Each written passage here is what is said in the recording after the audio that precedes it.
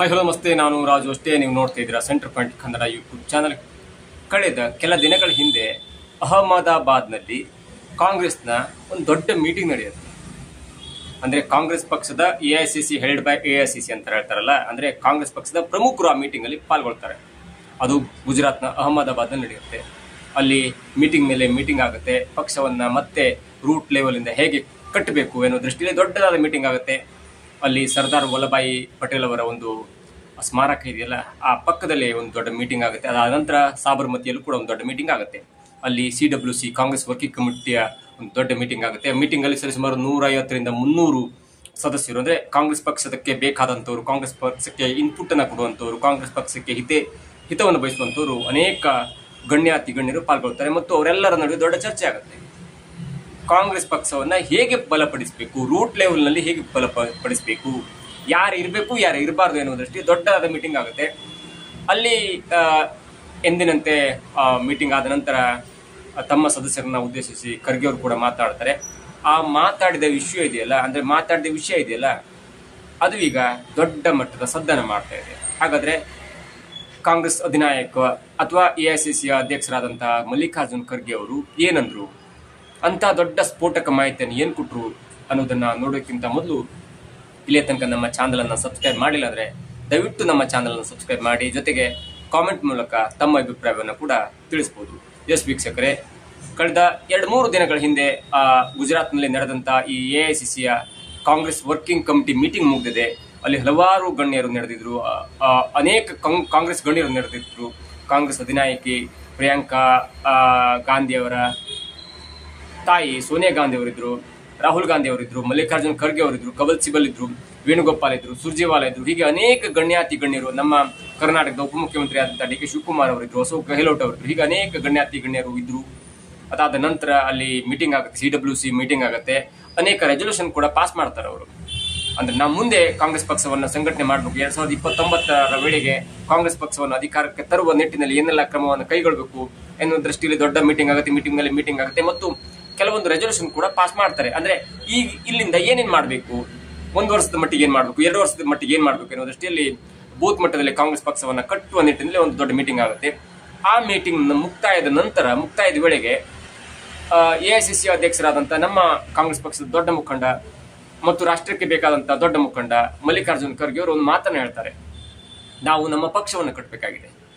ನಾವು ನಮ್ಮ ಪಕ್ಷವನ್ನು ಕಟ್ಟುವ ನಿಟ್ಟಿನಲ್ಲಿ ಸ್ವಲ್ಪ ಕಟ್ಟುನಿಟ್ಟಿನ ನಿರ್ಧಾರವನ್ನು ಕೈಗೊಳ್ಳಬೇಕಾಗತ್ತೆ ಮತ್ತು ಕಠಿಣ ನಿರ್ಧಾರವನ್ನು ಕೈಗೊಳ್ಳಬೇಕಾಗತ್ತೆ. ಆ ಹಂತದಲ್ಲಿ ಯಾರೇ ಆದ್ರೂ ನಮ್ಮ ಪಕ್ಷಕ್ಕೆ ಹೊರೆಯಾದ್ರೆ, ನಮ್ಮ ಪಕ್ಷದಲ್ಲಿ ಇದ್ಕೊಂಡು ಬೇರೆ ಪಕ್ಷಕ್ಕೆ ಹೆಲ್ಪ್ ಆದ್ರೆ, ಅಥವಾ ನಮ್ಮ ಪಕ್ಷವನ್ನ ಗೆಲ್ಲಿಸುವ ನಿಟ್ಟಿನಲ್ಲಿ ಅವರು ವಿಫಲರಾದ್ರೆ ಅಂತವರು ನಮ್ಮ ಪಕ್ಷಕ್ಕೆ ಬೇಡ ಎನ್ನುವ ಒಂದು ದೊಡ್ಡ ಮಾತನ್ನು ಹೇಳ್ತಾರೆ. ಅದೀಗ ದೊಡ್ಡ ಚರ್ಚೆ ಆಗ್ತಾ ಇದೆ. ನೋಡಿ, ಮಲ್ಲಿಕಾರ್ಜುನ್ ಖರ್ಗೆ ಅವರಿಗೆ ಕನ್ನಡ ಗೊತ್ತು, ಉರ್ದು ಗೊತ್ತು, ಜೊತೆ ಹಿಂದಿಯನ್ನ ಆರಾಮಾಗಿ ಮಾತನಾಡಬಲ್ಲರು. ಯಾಕಂದ್ರೆ ಅವರು ಬೆಳೆದು ಬಂದಂತ ಏರಿಯಾ ಇದೆಯಲ್ಲ, ಉತ್ತರ ಕರ್ನಾಟಕ ಅಥವಾ ಕಲ್ಯಾಣ ಕರ್ನಾಟಕ, ಗುಲ್ಬರ್ಗಾ ಡಿಸ್ಟಿಕ್ ಇಂದ ಬಂದಂತವರು. ಸರಿಸುಮಾರು 4 ದಶಕಗಳ ಕಾಲ ರಾಜಕಾರಣದಲ್ಲಿದ್ದಂಥವ್ರು ಮತ್ತು ಸರಿಸುಮಾರು 9 ಬಾರಿ MLA ಆದಂತವರು, 1 ಬಾರಿ MP ಆದಂತವರು, 1 ಬಾರಿ ಈಗ MP ರಾಜ್ಯಸಭೆ ಆಗಿ ಇದ್ದಂಥವ್ರು, 1 ಬಾರಿ ಲೋಕಸಭಾ ವಿರೋಧ ಪಕ್ಷದ ನಾಯಕರಾದಂಥವ್ರು ಮತ್ತು ಈಗ ರಾಜ್ಯಸಭೆ ವಿರೋಧ ಪಕ್ಷದ ನಾಯಕರಾದಂಥವ್ರು. ಅಂತ ದೊಡ್ಡ ಅನುಭವ ಹೊಂದಿರುವಂತ ಎಐಸಿಸಿ ಅಧ್ಯಕ್ಷರಾದಂತಹ ಮಲ್ಲಿಕಾರ್ಜುನ್ ಖರ್ಗೆ ಅವರು, ಜೊತೆಗೆ ಸೋನಿಯಾ ಗಾಂಧಿ ಕುಟುಂಬಕ್ಕೆ ಅತ್ಯಾಪ್ತರು ಅಂತವ್ರು ಒಂದು ಮಾತಾಡಿದ್ರೆ ಅದಕ್ಕೊಂದು ಅರ್ಥ ಇರುತ್ತೆ ಅನ್ನೋ ದೃಷ್ಟಿಯಲ್ಲಿ ಇದೀಗ ಕಾಂಗ್ರೆಸ್ ಪಕ್ಷದ ಅಧ್ಯಕ್ಷರಾದಂತಹ ಮಲ್ಲಿಕಾರ್ಜುನ್ ಖರ್ಗೆ ಅವರು ಆಡಿದಂತ ಮಾತು ನೇರವಾಗಿ ರಾಹುಲ್ ಗಾಂಧಿ ಅವ್ರನ್ನ ಬೊಟ್ಟು ಮಾಡಿ ತೋರಿಸ್ದಂಗಿದೆ. ಯಾಕಂದ್ರೆ 2004ರಿಂದ 2014ರ ತನಕ UPA ಕೂಟ ಅಧಿಕಾರದಲ್ಲಿದ್ರು ಕೂಡ ಕಾಂಗ್ರೆಸ್ನ ಅಧಿನಾಯಕಿಯಾದಂತಹ ಸೋನಿಯಾ ಗಾಂಧಿ ಅವರು ಅತ್ಯುತ್ತಮ ನಿಟ್ಟಿನಲ್ಲಿ ಅವರು ಮುಂದುವರಿಸ್ತಾರೆ. ಅವರ ನೇತೃತ್ವದಲ್ಲಿ ಕಾಂಗ್ರೆಸ್ ಪಕ್ಷ ಚುನಾವಣೆಯನ್ನು ಗೆಲ್ಲುತ್ತೆ. ಸುಮಾರು 100 ಎಲೆಕ್ಷನ್ ಗೆಲ್ಲುತ್ತೆ.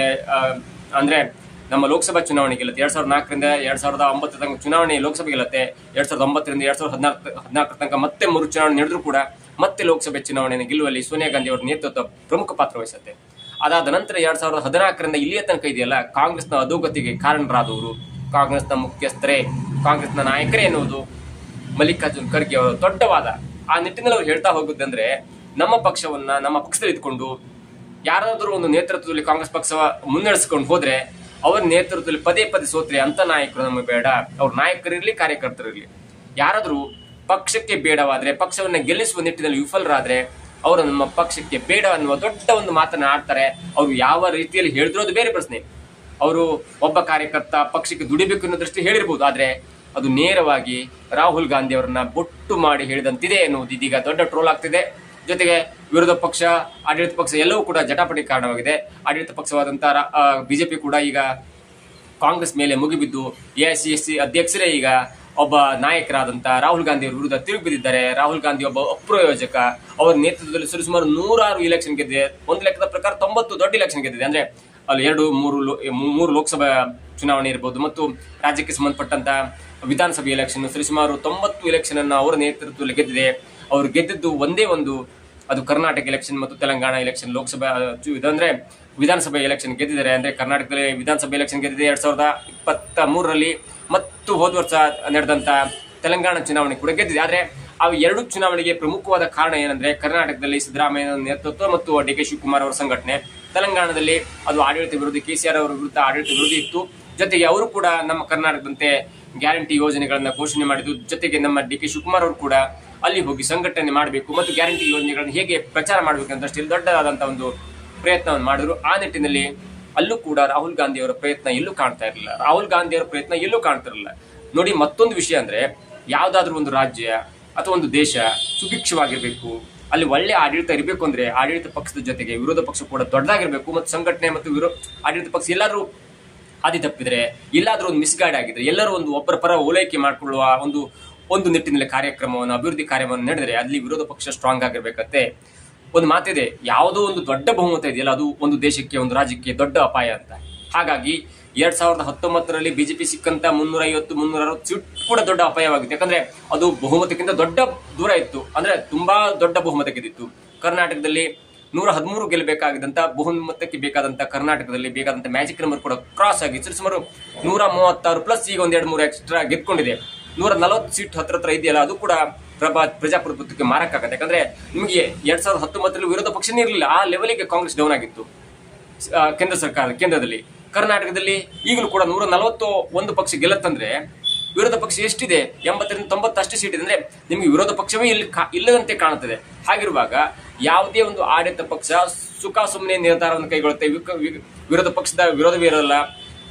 ಇವೆಲ್ಲವನ್ನ ನೋಡ್ತಾ ಇದ್ರೆ ಒಂದು ಪಕ್ಷಕ್ಕೆ ಆಡಳಿತ, ಒಂದು ದೇಶ ಅಥವಾ ಒಂದು ರಾಜ್ಯ ಸುಭಿಕ್ಷವಾಗಿ ಆಡಳಿತ ಮಾಡ್ಬೇಕಂದ್ರೆ ಅಲ್ಲಿ ವಿರೋಧ ಪಕ್ಷದ ಕೈವಾಡ ಅಥವಾ ವಿರೋಧ ಪಕ್ಷದ ಸಲಹೆ ತುಂಬಾ ದೊಡ್ಡದಾಗಿರ್ಬೇಕಾಗತ್ತೆ. ಆ ನಿಟ್ಟಿನಲ್ಲಿ ವಿರೋಧ ಪಕ್ಷ ಕೂಡ ಸ್ಟ್ರಾಂಗ್ ಆಗಿರ್ಬೇಕಾಗತ್ತೆ. ಆದ್ರೆ ಈಗ 3 ಚುನಾವಣೆಯನ್ನು ಎದುರಿಸಿದಂತ ಯಾವಾಗ ಮನಮೋಹನ್ ಸಿಂಗ್ ಅವರು ಇಳಿತಾರಲ್ಲ, ಅದಾದ ನಂತರ ಮೋದಿ ಅವರು ಅಧಿಕಾರ ವಹಿಸಿಕೊಂಡ ನಂತರ 2014 ಇರ್ಬೋದು, 2019 ಇರ್ಬೋದು, ಈಗ 2024 ಇರ್ಬೋದು, ಈ 3 ಚುನಾವಣೆಯಲ್ಲೂ ಕೂಡ ಕಾಂಗ್ರೆಸ್ ಹೀನಾಯ ಸೋಲನ್ನು ಒಪ್ಕೊಂಡಿದೆ, ಸೋಲು ಅನುಭವಿಸಿದೆ. ಇವೆಲ್ಲವನ್ನ ಕಾರಣವನ್ನ ನೋಡ್ತಾ ಇದ್ರೆ ಆ 3 ಚುನಾವಣೆಯ ನೇತೃತ್ವವನ್ನ ವಹಿಸಿಕೊಂಡವರು ರಾಹುಲ್ ಗಾಂಧಿ ಅವರು, ಅವರ ನೇತೃತ್ವದಲ್ಲಿ ಹೀನಾಯವಾಗಿ ಸೋಲನ್ನು ಅಂದ್ರೆ ಸೋತ್ಬಿಟ್ಟಿದೆ. ಇವೆಲ್ಲವನ್ನ ನೋಡ್ಕೊಂಡು ಮಲ್ಲಿಕಾರ್ಜುನ್ ಖರ್ಗೆ ಅವರು ರಾಹುಲ್ ಗಾಂಧಿ ಅವರಿಗೆ ನೇರವಾಗಿ ಟಾಂಗ್ ಕೊಟ್ರ ಎನ್ನುವ ಅನೇಕ ಪ್ರಶ್ನೆಗಳು ಹುಟ್ಕೊಂಡಿದೆ. ಅಂದ್ರೆ ನೀವು ನೇರವಾಗಿ ಹೇಳೋದಂದ್ರೆ ರಾಹುಲ್ ಗಾಂಧಿ ಒಬ್ಬ ಅಪ್ರಯೋಜಕ ಎನ್ನುವ ದೃಷ್ಟಿಯಲ್ಲಿ ಮಾತನಾಡಿದರೆ ಎನ್ನುವ ಈಗ ವಿಷಯ ಈಗ ಸಾಮಾಜಿಕ ಜಾಲತಾಣ ದೊಡ್ಡದಾಗಿ ಹರಿದಾಡ್ತಾ ಇದೆ. ಯಾಕಂದ್ರೆ ಅದು ಹೇಳಿದ ರೀತಿ ಆಗಿತ್ತು. ಯಾವುದೇ ಒಬ್ಬ ನಾಯಕ, ಯಾವುದೇ ಒಬ್ಬ ಕಾರ್ಯಕರ್ತ, ಯಾವುದೇ ಒಬ್ಬ ಪಕ್ಷದ ಸಂಘಟಕ ನಮ್ಮ ಪಕ್ಷವನ್ನ ಗೆಲ್ಲಿಸುವ ನಿಟ್ಟಿನಲ್ಲಿ ವಿಫಲರಾದ್ರೆ ಅವರು ಅಪ್ರಯೋಜಕ, ಅವರು ನಮ್ಮ ಪಕ್ಷಕ್ಕೆ ಬೇಡ ಎನ್ನುವ ದೃಷ್ಟಿಯಲ್ಲಿ ಖರ್ಗೆ ಅವರು ಹೇಳಿದ್ದಾರೆ. ಅದಾದ ನಂತರ ಈಗದೀಗ ರಾಹುಲ್ ಗಾಂಧಿ ಅವರು ಕೈಗೊಂಡಂತ ಒಂದು ದೊಡ್ಡ ನಿರ್ಧಾರ, ಅದು ತಮಾಷೆನೋ ಸೀರಿಯಸ್ ಏನಂತ ಗೊತ್ತಾಗಲ್ಲ. ಯಾಕಂದ್ರೆ ಬಿಹಾರ ಚುನಾವಣೆಯನ್ನ ಟಿಕೆಟ್ ಬಯಸ್ಬೇಕಂದ್ರೆ ಅಲ್ಲಿ ಇನ್ಸ್ಟಾಗ್ರಾಮ್ ಫಾಲೋವರ್ಸ್ 30,000 ಇರಬೇಕು, ಫೇಸ್ಬುಕ್ ಫಾಲೋವರ್ಸ್ 1 ಲಕ್ಷ ಇರಬೇಕು, ಯೂಟ್ಯೂಬ್ ಫಾಲೋವರ್ಸ್ 1 ಲಕ್ಷ ಇರಬೇಕು, ಅಥವಾ ಟ್ವಿಟರ್ ಫಾಲೋವರ್ಸ್ 50,000 ಇರಬೇಕು ಅನ್ನೋ ದೃಷ್ಟಿಯಲ್ಲಿ ಅವರು ಹೊರಡಿಸಿದಂತ ಒಂದು ನೀತಿ ಇದೆಯಲ್ಲ, ಅದು ಕೂಡ ದೊಡ್ಡ ತಮಾಷೆಗೆ ಅಡುಗೆ ಮಾಡಿಕೊಡುತ್ತೆ. ಯಾಕಂದ್ರೆ ನಿಮ್ಗೆ ರಾಜಕಾರಣ ಅದು ಅಭಿವೃದ್ಧಿ ಆಗುತ್ತೆ, ಸಾಮಾಜಿಕ ಕಾರ್ಯ ಆಗುತ್ತೆ. ನಿಮ್ಗೆ ಯಾವ್ದೋ ಒಂದು ರೀಲ್ಸ್ ಮಾಡ್ಕೊಂಡು ಫೇಸ್ಬುಕ್ ಅಲ್ಲಿ ಫಾಲೋವರ್ಸ್ ಮಾಡ್ಕೊಂಡ್ರು, ಯೂಟ್ಯೂಬ್ ಅಲ್ಲಿ ಫಾಲೋವರ್ಸ್ ಮಾಡ್ಕೊಂಡ್ರು, ಅಥವಾ ಇನ್ಸ್ಟಾಗ್ರಾಮ್ ಅಲ್ಲಿ ಏನೇನೋ ಪೋಸ್ಟ್ ಹಾಕೊಂಡು ಫಾಲೋವರ್ಸ್ ಮಾಡ್ಕೊಂಡು ಲಕ್ಷಾಂತರ ಜನ ಸಿಗ್ತಾರೆ. ಅವರೆಲ್ಲ ಕೂಡ ನಿಮ್ಗೆ ಸಮಾಜದ ಅಭಿವೃದ್ಧಿಗೆ, ಸಮಾಜಕ್ಕೆ ಪೂರಕವಾಗಿ ಇರ್ತಾರ? ಅಷ್ಟು ಫಾಲೋವರ್ಸ್ ಇದ್ರೆ ಮಾತ್ರ ಪ್ರಚಾರಕ್ಕೆ ಒಳ್ಳೇದಾಗತ್ತಾ? ಹಾಗಾದ್ರೆ ಪ್ರಚಾರವಿಲ್ಲದೆ ಗೆದ್ದವರ ಪರಿಸ್ಥಿತಿ ಏನು? ಇವೆಲ್ಲವೂ ಕೂಡ ಅನೇಕ ತಮಾಷೆಗಳಿಗೆ, ಅನೇಕ ಟ್ರೋಲ್ಗಳಿಗೆ ಒಳಗಾಗುವಂತ ಒಂದು ನಿರ್ಣಯವನ್ನ ರಾಹುಲ್ ಗಾಂಧಿ ಕೈಗೊಂಡಿದೆ. ಇವೆಲ್ಲವೂ ಕೂಡ ಪರೋಕ್ಷವಾಗಿ ಕಾಂಗ್ರೆಸ್ ಸೋಲಿಗೆ ಕಾರಣವಾಗ್ತಿದೆ ಅನ್ನೋದು ಇದೀಗ ಜನರಲ್ಲಿ ಮನದಟ್ಟಾಗ್ತಾ ಇದೆ ಮತ್ತು ಕಾಂಗ್ರೆಸ್ ಕಾರ್ಯಕರ್ತರಲ್ಲೂ ಕೂಡ ಮನದಟ್ಟಾಗ್ತಿದೆ. ಏನಾದ್ರೂ ಒಂದು ಸೀರಿಯಸ್ ವಿಷಯ ಮಾಡಬೇಕಿತ್ತು, ಸೀರಿಯಸ್ ಚುನಾವಣೆ ಎದುರಿಸಬೇಕು ಅನ್ನೋ ದೃಷ್ಟಿಯಲ್ಲಿ ಕಾಂಗ್ರೆಸ್ ಅಭಿಮಾನಿಗಳು ಕಾಯ್ತಾ ಇದ್ದಾರೆ. ಇವೆಲ್ಲವನ್ನ ನೋಡ್ತಾ ಇದ್ರೆ ಮಲ್ಲಿಕಾರ್ಜುನ್ ಖರ್ಗೆ ಅವರು ಕೊಟ್ಟಂತ ಈ ದೊಡ್ಡ ಸ್ಟೇಟ್ಮೆಂಟ್ ಇದೆಯಲ್ಲ, ಯಾವುದೇ ಒಬ್ಬ ಕಾರ್ಯಕರ್ತ, ಮುಖಂಡ ಅಥವಾ ಪಕ್ಷದಲ್ಲಿದ್ದವರು ನಮ್ಮ ಪಕ್ಷದ ಗೆಲುವಿಗೆ ಮುಖ್ಯವಾಗಬೇಕು, ಆ ಮುಖ್ಯವಾಗುವ ಹಂತದಲ್ಲಿ ಯಾರಾದರೂ ಒಬ್ಬ ನಾಯಕ ತಮ್ಮ ಪಕ್ಷವನ್ನು ಗೆಲ್ಲಿಸಲಿಕ್ಕೆ, ನಮ್ಮ ಕಾಂಗ್ರೆಸ್ ಪಕ್ಷವನ್ನು ಗೆಲ್ಲಿಸಲಿಕ್ಕೆ ಆಗ್ಲಿಲ್ಲ ಅಂದ್ರೆ ಅವನು ಅಪ್ರಯೋಜಕ ಎನ್ನುವ ರೀತಿ ಹೇಳಿಕೆ ಇದೆಯಲ್ಲ, ಅದೀಗ ದೊಡ್ಡ ತಲೆನೋವಾಗಿದೆ ಮತ್ತು ಕಾಂಗ್ರೆಸ್ ಪಕ್ಷಕ್ಕೆ ದೊಡ್ಡ ಮುಳುವು ಆಗುವುದರಲ್ಲಿ ಯಾವುದೇ ಸಂದೇಹವಿಲ್ಲ. ಮತ್ತು ಮಲ್ಲಿಕಾರ್ಜುನ್ ಖರ್ಗೆ ಅವರು ನೇರವಾಗಿ ರಾಹುಲ್ ಗಾಂಧಿ ಅವರನ್ನೇ ಬೊಟ್ಟು ಮಾಡಿ ತೋರಿಸಿದ್ದಾರೆ, ರಾಹುಲ್ ಗಾಂಧಿ ಅವರಿಗೆ ಹೇಳಿದ್ದಾರೆ ಎನ್ನುವ ದೊಡ್ಡ ಸುದ್ದಿ ಕೂಡ ಕೇಳಿಬರ್ತದೆ. ಯಾಕಂದ್ರೆ ಮಲ್ಲಿಕಾರ್ಜುನ್ ಖರ್ಗೆ ಅವರಿಗೆ ಸೋನಿಯಾ ಗಾಂಧಿ ಕಂಡ್ರೆ ತುಂಬಾ ಆಪ್ತತೆ ಇದೆ, ಜೊತೆಗೆ ಪ್ರಿಯಾಂಕಾ ಗಾಂಧಿ ಕಂಡ್ರೆ ಕೂಡ ಆಪ್ತತೆ ಇದೆ. ಆದ್ರೆ ರಾಹುಲ್ ಗಾಂಧಿ ಅವರ ಜೊತೆಗೆ ಆಪ್ತತೆ ಇದ್ರೂ ಕೂಡ ಅವರೊಬ್ಬ ನಾಯಕರಾಗ್ತಾರೆ ಎನ್ನುವ ದೊಡ್ಡ ಗೊಂದಲ ಸ್ವತಃ ಮಲ್ಲಿಕಾರ್ಜುನ್ ಖರ್ಗೆ ಅವರಲ್ಲಿದೆ. ಯಾಕಂದ್ರೆ ಅವರು ಹೇಳಿ ನೋಡಿ, ಯಾಕಂದ್ರೆ 100 ಜನ 1000 ಜನ ದೊಡ್ಡ ದೊಡ್ಡ ರಾಜಕಾರಣಿಗಳನ್ನ, ಹುಡುಗರನ್ನ ನೋಡಿ ಬೆಳೆದಂತವರು, ಜೊತೆಗೆ ಅನೇಕ ರಾಜಕಾರಣಿಗಳ ಡೆವಲಪ್ಮೆಂಟ್ ಅನ್ನು ಕೂಡ ನೋಡಿದಂತ ಅವರಿಗೆ ಈ ರಾಜಕಾರಣ ಹೀಗಿದೆ, ರಾಜಕಾರಣದಲ್ಲಿ ಏನೇನು ಆಗ್ಬೋದು ಎನ್ನುವ ದೊಡ್ಡ ಲೆಕ್ಕಾಚಾರ ಕೂಡ ಅವರ ಹತ್ರ ಇರುತ್ತೆ. ಯಾಕಂದ್ರೆ ಸೋನಿಯಾ ಗಾಂಧಿ ಅವರ ಈ ದೊಡ್ಡ ಅಂದ್ರೆ ಸೋನಿಯಾ ಗಾಂಧಿ ಅವರು ಪಕ್ಷವನ್ನು ಮುನ್ನಡೆಸ್ಕೊಂಡು ಬಂದಂತ ರೀತಿ, ಜೊತೆಗೆ ತಾವು ಪ್ರಧಾನ ಮಂತ್ರಿ ಪಟ್ಟವನ್ನ ಸಿಕ್ಕಿದ್ರು ಕೂಡ ಮನಮೋಹನ್ ಸಿಂಗ್ ಅವರಿಗೆ ದಾರಿ ಇರದಂತ ರೀತಿ, ಅದಾದ ನಂತರ ತಮ್ಮ ಅನೇಕ ಕುಟುಂಬ ಸಮಸ್ಯೆ ಅಂದ್ರೆ ರಾಜೀವ್ ಗಾಂಧಿ ಅವರು ಹೋದ ನಂತರ, ಇಂದಿರಾ ಗಾಂಧಿ ಹೋದ ನಂತರ ತಮ್ಮ ಪಕ್ಷವನ್ನು ನಡೆಸಿಕೊಂಡಂತ ಒಂದು ರೀತಿ ಇದೆಯಲ್ಲ, ಅದಕ್ಕೆ ಸೋನಿಯಾ ಗಾಂಧಿ ಒಂದು ಸೆಲೆಬ್ರಿಟಿ ಬೇಕೇ ಆಗುತ್ತೆ ಅನ್ನೋದಷ್ಟೇ ಅಥವಾ ಅವರ ಪಕ್ವತೆ ಮಲ್ಲಿಕಾರ್ಜುನ ಖರ್ಗೆ ಅವರಿಗೆ ಗೊತ್ತಿದೆ. ಆದ್ರೆ ರಾಹುಲ್ ಗಾಂಧಿ ಅವರ ಪಕ್ವತೆಗೆ ಬಗ್ಗೆ ಒಂದು ಸ್ವಲ್ಪ ದೊಡ್ಡ ಸಂಶಯ ಇದ್ದಂಗಿದೆ ಮಲ್ಲಿಕಾರ್ಜುನ್ ಖರ್ಗೆ ಅವರಿಗೆ. ಜೊತೆಗೆ ಪ್ರಿಯಾಂಕಾ ಗಾಂಧಿ ಅವರು ಕೂಡ ಒಳ್ಳೆ ರಾಜಕಾರಣಿ ಆಗ್ಬಹುದು, ರಾಹುಲ್ ಗಾಂಧಿ ಅವರ ಜಾಗದಲ್ಲಿ ಪ್ರಿಯಾಂಕಾ ಗಾಂಧಿ ಅವರು ಪಕ್ಷವನ್ನು ಮುನ್ನಡೆಸಿದ್ರೆ ಪಕ್ಷಕ್ಕೂ ಲಾಭವಾಗುತ್ತೆ ಅನ್ನೋ ದೃಷ್ಟಿಯಲ್ಲಿ ರಾಹುಲ್ ಗಾಂಧಿ ಅವರ ವಿರುದ್ಧವಾಗಿ ಒಂದು ಪರೋಕ್ಷ ಹೇಳಿಕೆಯನ್ನ ನೀಡಿದ್ರೆ ಅನ್ನೋದು ಇದೀಗ ಕುತೂಹಲಕ್ಕೆ ಕಾರಣವಾಗ್ತಿದೆ. ಏನೇ ಆಗ್ಲಿ, ಈ ಸ್ಟೇಟ್ಮೆಂಟ್ ಎಲ್ಲಿಗೆ ಹೋಗಿ ನಿಲ್ಲುತ್ತೆ, ಇದರ ಬಗ್ಗೆ ಕಾಂಗ್ರೆಸ್ ನಾಯಕರಾದಂಥ ರಾಹುಲ್ ಗಾಂಧಿ ಅವರು ಒಂದು ಪ್ರತ್ಯುತ್ತರವನ್ನು ಕೊಡ್ತಾರಾ, ಎಲ್ಲವನ್ನು ಕಾದು ನೋಡಬೇಕಾಗಿದೆ. ಇದಾಗಿತ್ತು ಇವತ್ತಿನ ವಿಶೇಷ. ನೋಡ್ತಾ ಇರಿ centre point Kannada YouTube channel.